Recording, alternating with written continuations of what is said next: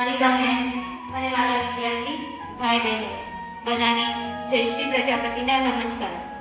આજે આપણે માગસર સુદ 11 એટલે કે ગીતા જયંતિની ઉજવણી માટે ભેગા થયા છીએ. કોઈ પણ કાર્યક્રમની શરૂઆત આપણે પ્રાર્થનાથી કરીએ છીએ.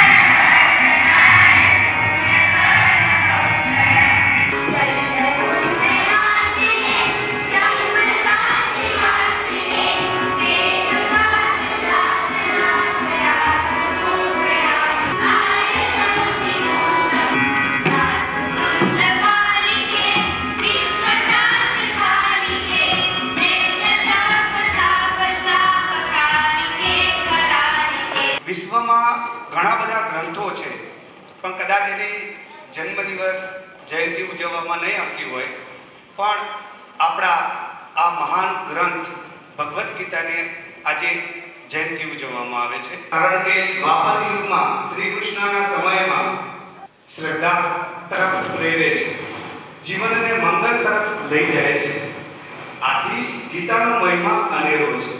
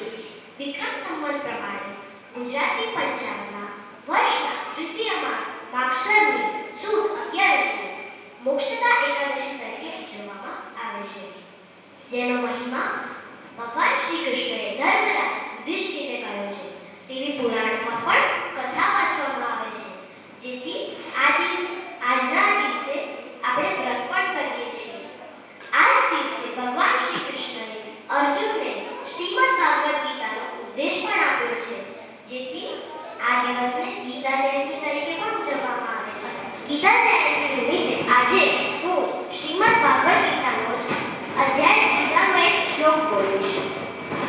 લોકેશ્રીના વિવિધા નિષ્ઠા પૂરા પ્રોક્તા મયા નર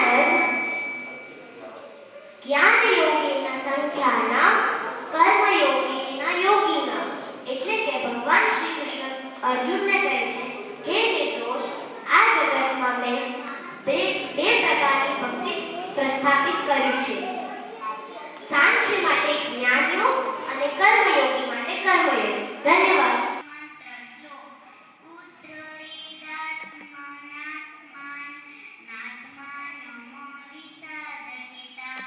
कर्चरणकुतं वाक्कायजं कर्माजं वा श्रवणनयनजं वा मानसं वा परातं वीतं वा सर्वमेतत् संशय.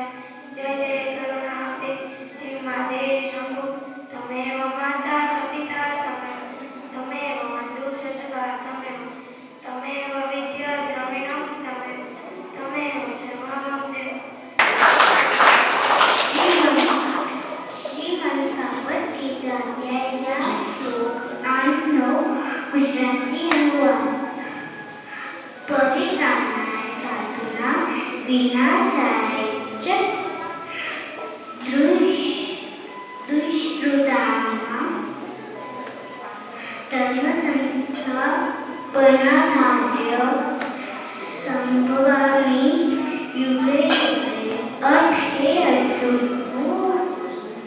कर्मणैवाधिकारस्ते मा फलेषु कदाचन मा कर्मफलेषु मा ते संगोऽसत्त्वकर्मणि. અર્થ, તમારો અધિકાર માત્ર તમારા કર્મ પર છે, તેના ફળ પર નહીં. કર્મના ફળોનો, હેતુના બનો અને નિષ્ક્રિયતા તરફ મોહ ન રાખો. મહાત્મા ગ્રસ્તોમાં પાર્થ દેવી પ્રકૃતિમાં સ્થિરતા ભજંતી અન્ય માણસો જ્ઞાતા બુદ્ધ્યા દિવ્ય. એ પાર્થ મહાત્મા દેવી પ્રકૃતિને ધારણ કરી મારી અન્ય ભક્તિ કરે છે. હું અનાદિ અને અવિનાશી. આજે હું તમને ભગવદ્ ગીતા વિશે થોડું જ્ઞાન આપીશ. ભગવદ્ ગીતા શ્રી કૃષ્ણ દ્વારા બોલવામાં આવી હતી. ભગવદ્ ગીતા એક પવિત્ર હિન્દુ ગ્રંથ છે. ભારતીય મહાકાવ્યમાં મહાભારતનું ધાર્મિક અવધારણા પ્રવચન છે, જેમાં 700 શ્લોકનો સમાવેશ થાય છે. આ કુરુક્ષેત્રમાં ભગવાન શ્રી કૃષ્ણ અને રાજકુમાર અર્જુન વચ્ચેનો વાર્તાલાપ છે. ભગવદ્ ગીતા જીવનના કર્તવ્ય અને નૈતિકતાના મૂળભૂત પ્રશ્નોને સંબોધિત છે અને નિસ્વાર્થ કર્મ કે મહત્વને જોર આપે છે. અને જો આપણે ભગવદ્ ગીતાને દિન પ્રતિદિન એક અધ્યાય અને શ્લોક પઠન કરીએ તો આપણા જીવન અને મન પર ઘણો સુધારો થાય છે. અંતે હું મારા વાણીને વિરામ આપતા એટલું જ કહીશ કે ભગવદ્ ગીતા પવિત્ર અને મોક્ષ દેનાર ગ્રંથ છે.